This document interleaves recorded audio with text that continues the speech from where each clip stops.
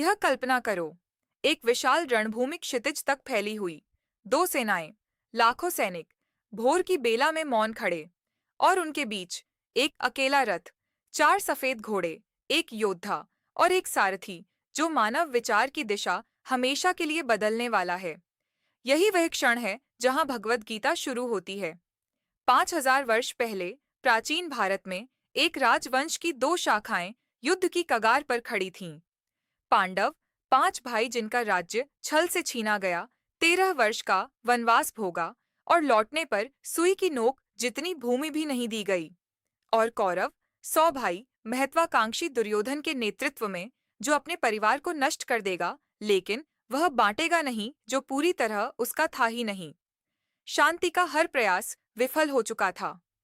दूत भेजे गए, संधियां प्रस्तावित हुईं, स्वयं भगवान कृष्ण शांति दूत बनकर गए, लेकिन दुर्योधन ने मना कर दिया और इसलिए युद्ध अनिवार्य हो गया।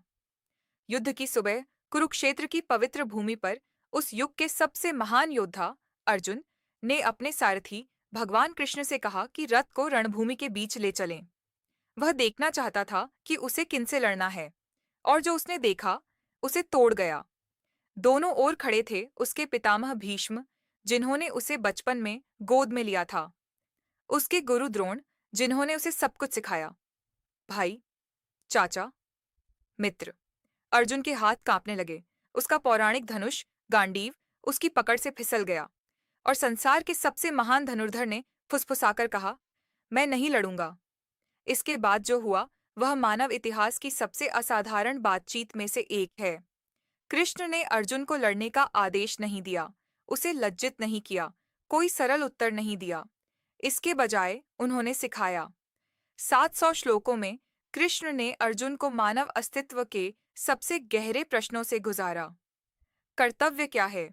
सही कर्म क्या है जब हर विकल्प गलत लगे?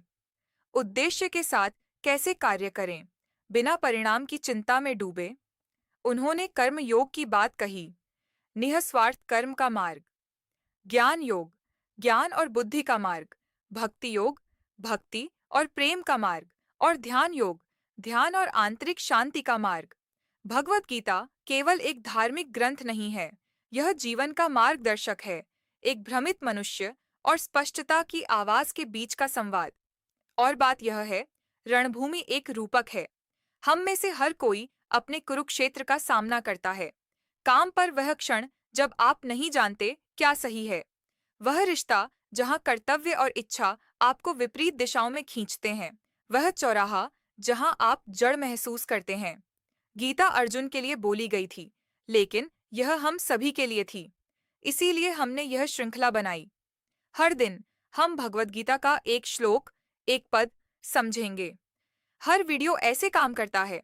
पहले आप मूल संस्कृत सुनेंगे, वही शब्द जो उस रणभूमि पर बोले गए, फिर एक स्पष्ट अनुवाद, और अंत में सबसे महत्वपूर्ण बात, इस प्राचीन ज्ञान को अपने आधुनिक जीवन में कैसे लागू करें। हर वीडियो लगभग 5 मिनट का है। इसे सुबह की स्पष्टता की खुराक समझें, कुछ जो दिन भर आपके साथ रहे। हम सबसे प्रसिद्ध श्लोकों में से एक से शुरू करते हैं। अध्याय 2, श्लोक 47। कर्म पर तुम्हारा अधिकार है, फल पर कभी नहीं।